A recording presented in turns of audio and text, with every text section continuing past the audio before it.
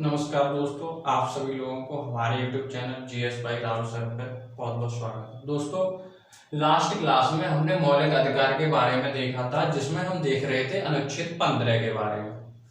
अनुच्छेद 15 में हमने देखा था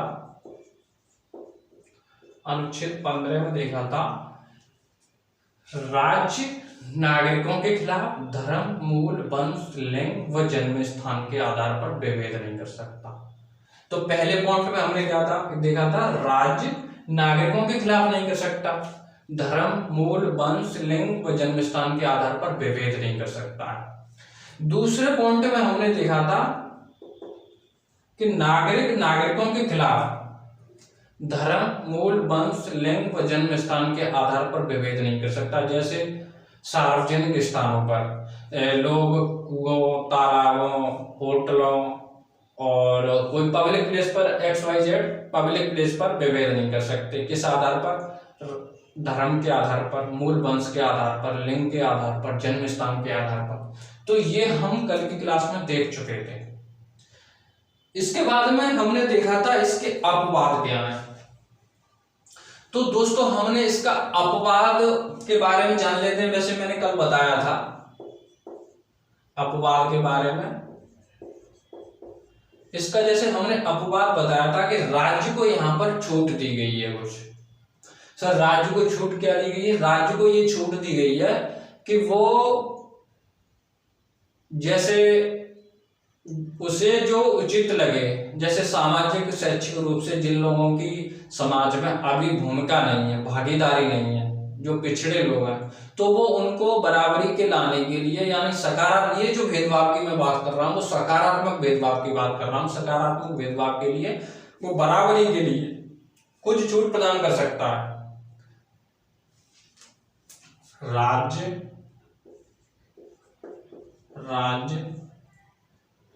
सामाजिक व शैक्षिक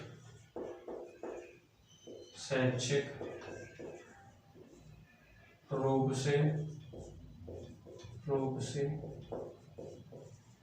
पिछड़े लोगों के लिए, कुछ लोगों को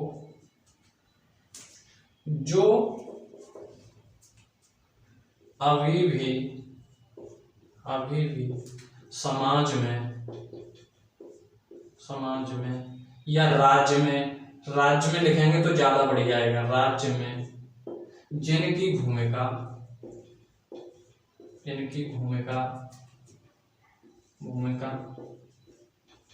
समानता की नहीं है, कुछ छूट प्रदान कर सकता है,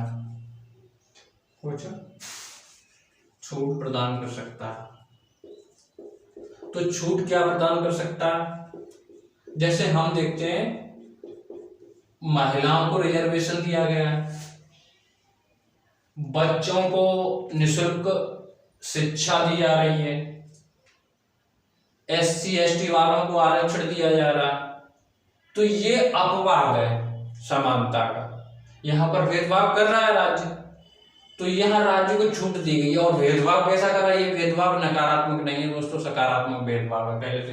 तो राज्य को यहां पर छूट दे दी गई है, यानी ये अपवाद है 15 का, अनुच्छेद 15 का।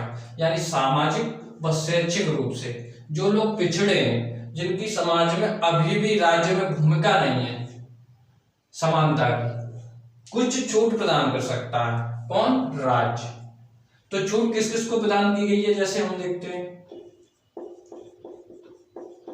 जैसे महिलाओं को, बच्चों को,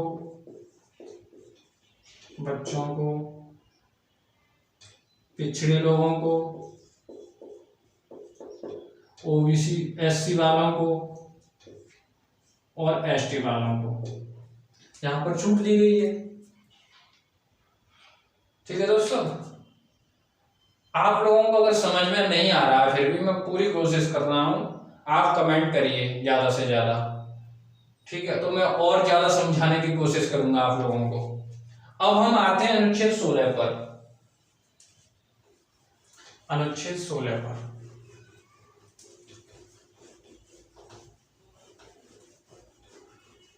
अनुच्छेद 16 में बात की गई है, अनुच्छेद 16 में बात की गई है,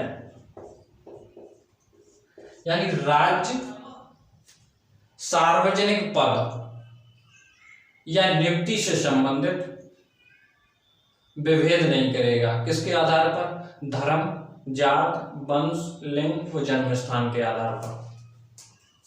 राज्य सार्वजनिक पद तथा नियुक्ति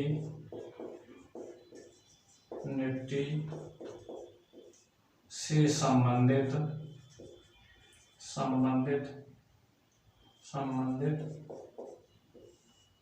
पदों पर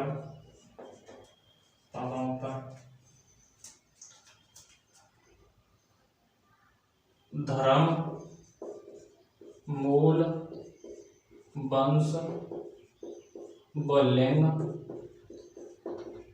तथा जन्म स्थान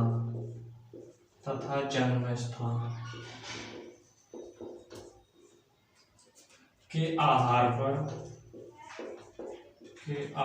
पर विभेद नहीं करेगा।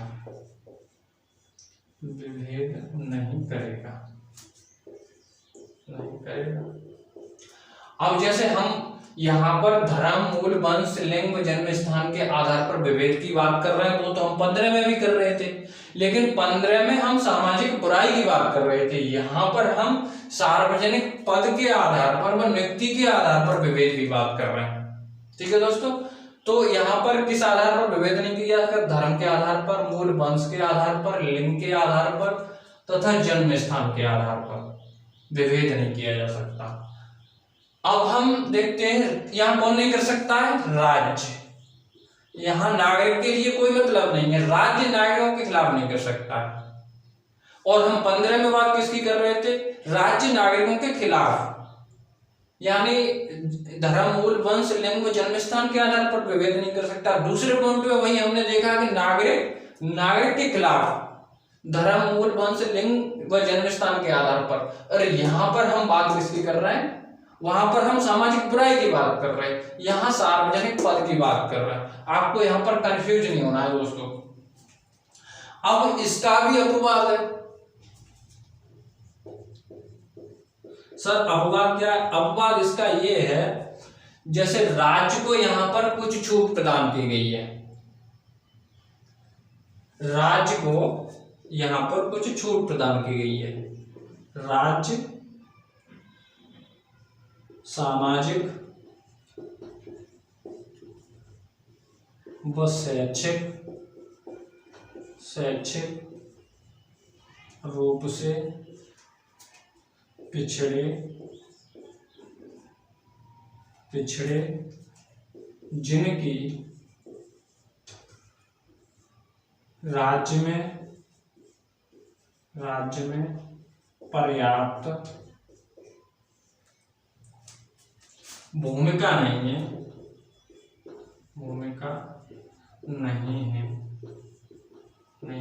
कुछ छूट प्रदान कर सकता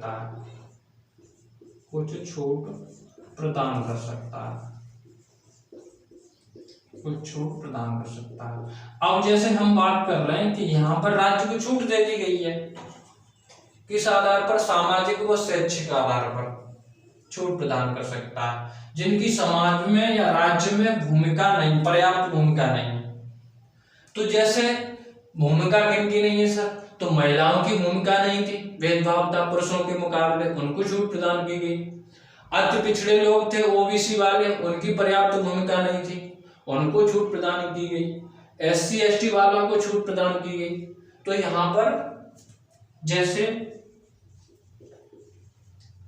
एससी वालों को छूट प्रदान की गई, एसटी वालों को छूट प्रदान की गई, महिलाओं को छूट प्रदान की गई, आरक्षण दिया गया, और वैसे ही ओबीसी वालों को दिया गया।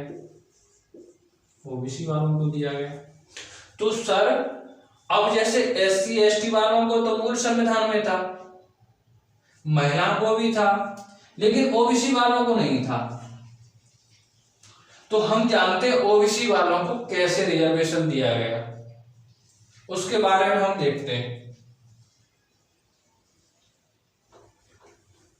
कुछ लोग कह रहे हैं ओबीसी का मतलब क्या? ओबीसी का मतलब अदर बैकवर्ड कास्ट, यानी पिछड़े लोग। तो हम उसके बारे में जानते हैं कि कौन सा आधार रखा गया और कब इनको दिया गया, उसके बारे में देखेंगे अभी। तो सबसे पहले अन्य जो पिछड़ा वर्ग है उसके लिए 1953 में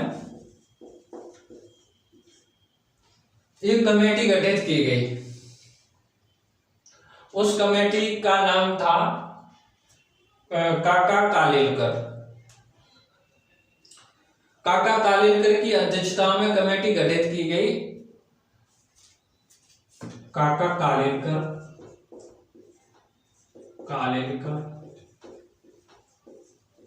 की अध्यक्षता में कमेटी गठित की गई। अध्यक्षता में कमेटी गठित की गई। कमेटी गठित की। दोस्तों ये ज्यादा इंपॉर्टेंट नहीं है, क्योंकि यहाँ पर एग्जाम में इससे कुछ से पूछेगा नहीं, लेकिन आपकी व्यवहारिक नॉलेज के लिए इंपॉर्टेंट है, तो मैं बता देता हूँ।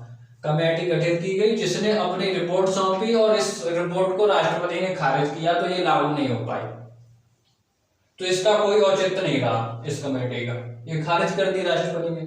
दूसरी कमेटी दोस्तों बनी 1979 में, जिसका नाम था, और ये बीपी मंडल की अध्यक्षता में गठित की गई, और इसका नाम बीपी मंडल की अध्यक्षता में गठित की गई, तो इसका नाम ही मंडल आयोग रख दिया गया। मंडल आयोग। और ये बहुत चर्चित है, लोग सब जानते हैं मंडल आयोग से, लेकिन इसके बारे में जानते नहीं है, तो मैं बता देता हूं। 1979 में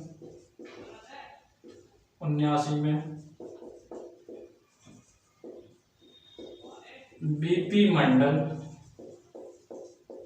मंडल की अध्यक्षता में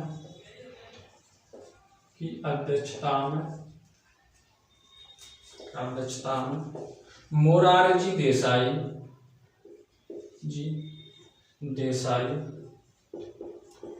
की सरकार द्वारा गठित किया गया, गठित की गई ये कमेटी, गठित की गई। दोस्तों 1979 में ये कमेटी गठित की गई, किसकी अध्यक्षता में? बीपी मंडल की अध्यक्षता में। और उस समय सरकार किसकी थी? मोरारजी देसाई की सरकार। ये गठित कर दी गई कमेटी। इस कमेटी ने अपनी रिपोर्ट 1980 में सौंपी। 1980 में इस कमेटी ने अपनी रिपोर्ट सौंपी, और इसने 3743 कास्टों की जातियों की पहचान की, और टोटल जो आबादी है यानी जनसंख्या है उसकी 52% बताया इसने कमेटी ने, और 27% आरक्षण की सिफारिश की। कितनी? 27% आरक्षण की सिफारिश की। सरकार ने इस कमेटी को 10 वर्ष बाद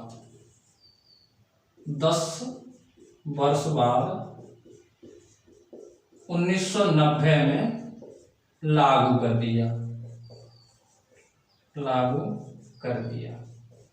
दोस्तों ये आप लोग इसके बारे में नहीं जानते होंगे, तो मैं आपको बता दे रहा हूं। ये थोड़ा व्यवहारिक नॉलेज है, एग्जाम में इसको नहीं पूछेगा वैसे, लेकिन आपसे रिलेटेड है, चर्चित रहती है, तो मैं बता दिया हूं आपके। अब हम देखते हैं अनुच्छेद 17 के बारे में। हाँ, एक चीज और देख लेते हैं, वो इंपॉर्टेंट है। जैसे ईडब्ल्यूएस वालों को आरक्षण दिया गया है, आर्थिक रूप से जो लोग पिछड़े हैं, सवर्ण लोगों को, तो वो सरकार ने कौन सा संविधान संशोधन किया है वो पूछ सकता है, वो इम्पोर्टेंट है तुम्हारे लिए। तो मैं बता देता हूं, EWS वालों के लिए सरकार ने आरक्षण 10% आरक्षण दिया है, 10%, और ये सवर्ण लोगों को दिया। तो ये 10% आरक्षण, आर्थिक तौर पर ये आरक्षण दिया गया 10% आरक्षण का। ये संविधान संशोधन कौन सा है, ये एग्जाम में पूछ सकता है। तो 103वां संविधान संशोधन है दोस्तों, 103वां संविधान संशोधन है। ये आपके लिए बहुत इंपॉर्टेंट है, इसको आप ध्यान में रखें। कौन सा संविधान संशोधन है, 103वां। अब हम देखते हैं अनुच्छेद 17 के बारे में। अनुच्छेद 17 में बात की गई है दोस्तों अस्पृश्यता के अंत की, यानी छुआछूत की जो बुराई है उसके बारे में बात की गई है, उसके निषेध के बारे में। अनुच्छेद 17 यानी अस्पृश्यता, अस्पृश्यता का, अस्पृश्यता यानी छुआछूत, छुआछूत का अंत। यहां पर अस्पृश्यता को बताया गया है संविधान में कि अस्पृश्यता को लागू करने वाली जो निर्योग्यता है वो निषेध है। अस्पृश्यता को लागू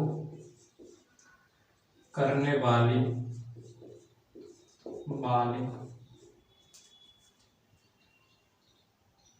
विधियां निषेध होंगी। यहां पर अस्पृश्यता के जो छुआछूत के बारे में निषेध की बात की गई है।